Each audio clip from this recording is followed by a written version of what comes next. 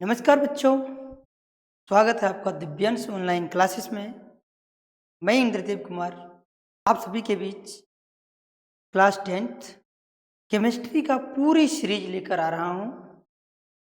यदि आप क्लास 10 में हैं और केमिस्ट्री का नाम आते ही यदि आपको लगता है कि ढेर सारी फॉर्मूले हैं, बहुत सारे रिएक्शन हैं, बहुत सारे समीकरण बनते हैं, तो अब से आपकी सोच बदलने वाली है, क्योंकि हम केमिस्ट्री को रटेंगे नहीं। हम यहाँ केमिस्ट्री को सीखेंगे, समझेंगे और रोजमर्रा के काम आने वाली हमारी दैनिक जीवन में कौन कौन सी एक एक सी घटना के बारे में केमिस्ट्री के उदाहरण को रूप में समझने वाले हैं। यानी अब हम केमिस्ट्री को रटना नहीं है, हमें अब समझनी है। तो हम क्या कराने वाले हैं, पूरे केमिस्ट्री के सीरीज में आपको कॉन्सेप्ट क्लियर करने वाले हैं, रिएक्शन कराने वाले हैं, बोर्ड एग्जाम में किस तरह का क्वेश्चन यहाँ से बनेगा वो कराने वाले हैं, और इसका प्रैक्टिस ये होने वाला है। यानी बोर्ड एग्जाम में ऑब्जेक्टिव और सब्जेक्टिव दोनों तरह के जो क्वेश्चन है वो हम यहाँ पर आपको कराने वाले हैं। बस तैयार हो जाइए। अब पूरी केमिस्ट्री में हम लोग रटेंगे नहीं, समझेंगे। क्या समझेंगे? अभिक्रिया क्यों होती है, समीकरण कैसे बनता है, समीकरण संतुलित क्यों करना पड़ता है, अम्ल और भस्म में क्या अंतर है, आखिर कार्बन इतना खास क्यों है। हम लोग इन सभी को दैनिक जीवन में उपयोग होने वाली, रोजमर्रा के जीवन में उपयोग होने वाली वस्तुओं को उदाहरण को के रूप में लेकर के केमिस्ट्री को समझने वाले हैं।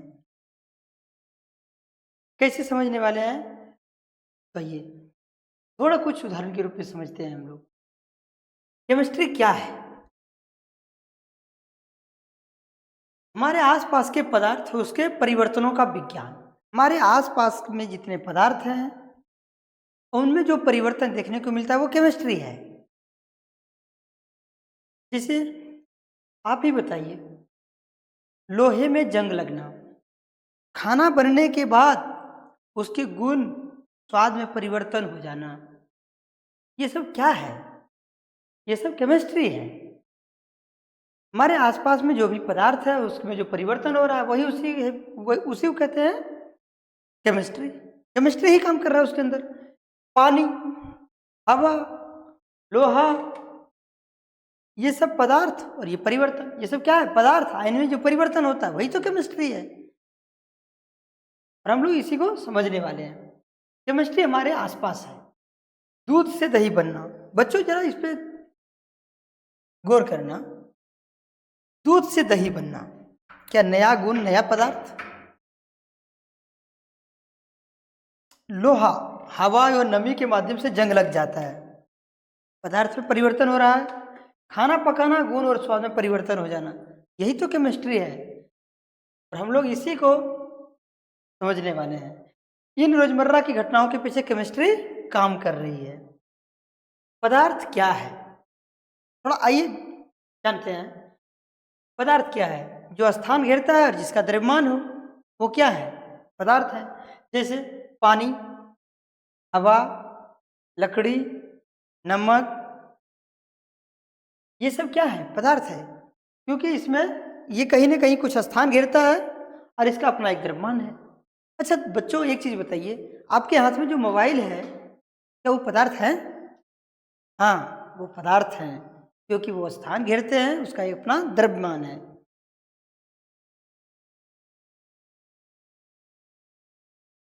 परिवर्तन, इसको दो उदाहरण से समझते हैं। एक बर्फ है, इसको हम लोग पिघला दें तो क्या बन जाएगा? पानी। ठंडा कर दें तो क्या बन जाएंगे? बर्फ। यानी इस तरह से जो परिवर्तन है, बर्फ को यदि हम पिघला दें तो पानी, पानी को ठंडा कर दें फिर बर्फ, तो ये क्या कहलाएंगे? भौतिक परिवर्तन। उसी प्रकार से आप समझिए कि लोहा में यदि जंग लग गया तो क्या जंग से फिर पुनः हम उस तरह का लोहा पाएंगे क्या? नहीं, तो ये कहलाएंगे रासायनिक परिवर्तन। हर परिवर्तन एक जैसा नहीं होता है।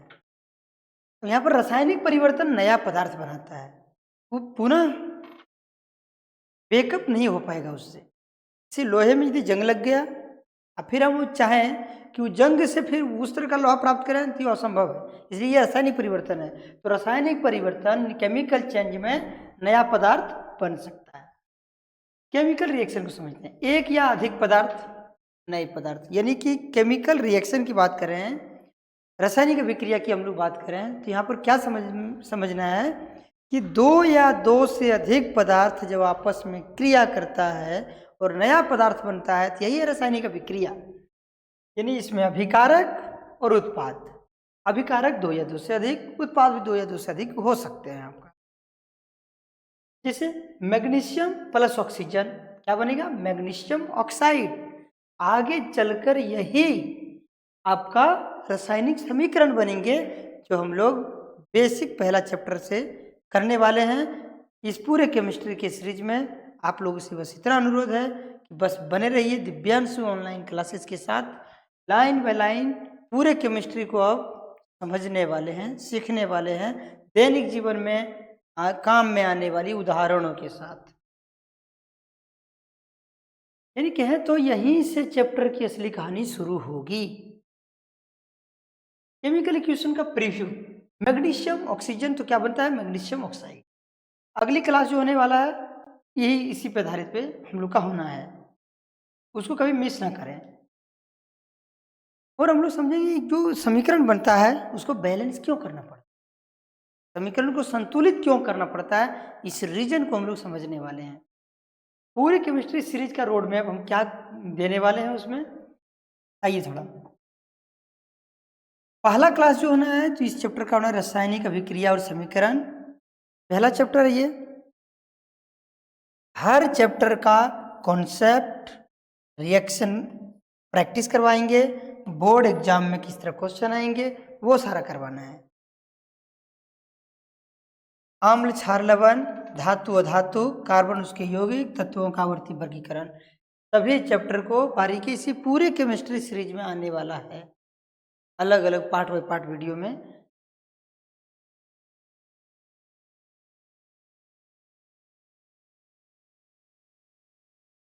बोर्ड एग्जाम स्ट्रेटजी, हमारे लक्ष्य क्या है, पूरे केमिस्ट्री के कॉन्सेप्ट को पहले समझेंगे, महत्वपूर्ण रिएक्शन लिखेंगे, बोर्ड स्टाइल क्वेश्चन करेंगे, यानी आपके इस चैप्टर से बोर्ड एग्जाम में कैसे कैसे क्वेश्चन आते हैं वो सारे क्वेश्चन को हम लोग करेंगे। ऑब्जेक्टिव सब्जेक्टिव प्रैक्टिस करेंगे, हर चैप्टर का रिवीजन करेंगे। ये पूरे एक एक चैप्टर का हमारा लक्ष्य, सवाल देखकर कॉन्सेप्ट याद आए, सिर्फ रटी हुई लाइन नहीं। ये हमारा लक्ष्य है कि पूरे केमिस्ट्री का सीरीज जब हम लेकर आएंगे तो सवाल देखकर कॉन्सेप्ट याद आए, सिर्फ रटी हुई लाइन नहीं। आइए नेक्स्ट बात करते हैं, लोहे में जंग लगना कौन सा परिवर्तन है, रिएक्शन में बनने वाले नए पदार्थ को क्या कहते हैं, रिएक्शन का हिंदी नाम क्या है। प्यारे बच्चों, आप सब ये तीनों क्वेश्चन का आंसर कमेंट में दें, हम देखना चाहते हैं हमारी क्लास शुरुआत होने से पहले कितने बच्चों का सही जवाब यहाँ आते हैं। तीनों का आंसर आपको कमेंट में देना है। अगली क्लास आप सबों के बीच जो आने वाली है उसमें क्या आने वाला है, मैं क्या क्या करवाने वाला हूँ, तो चैप्टर का जो नाम होगा तो वो चैप्टर का नाम क्या होगा, रासायनिक अभिक्रिया एवं समीकरण, रासायनिक अभिक्रिया एवं समीकरण, जिसमें हम लोग देखेंगे केमिकल रिएक्शन के संकेत, यानी रासायनिक अभिक्रिया के संकेत, रिएक्शंस और प्रोडक्ट्स, अभिकारक और प्रतिफल के बारे में हम लोग जानेंगे, वर्ड इक्वेशन के बारे में जानेंगे, केमिकल इक्वेशन के बारे में जानेंगे, इक्वेशन बैलेंसिंग का लॉजिक जानेंगे, आखिर क्यों किया जाता है रासायनिक समीकरण को संतुलित। इस लॉजिक को हम लोग समझने वाले हैं। अब केमिस्ट्री को रटना बंद, आज से ही केमिस्ट्री को समझना शुरू करना है।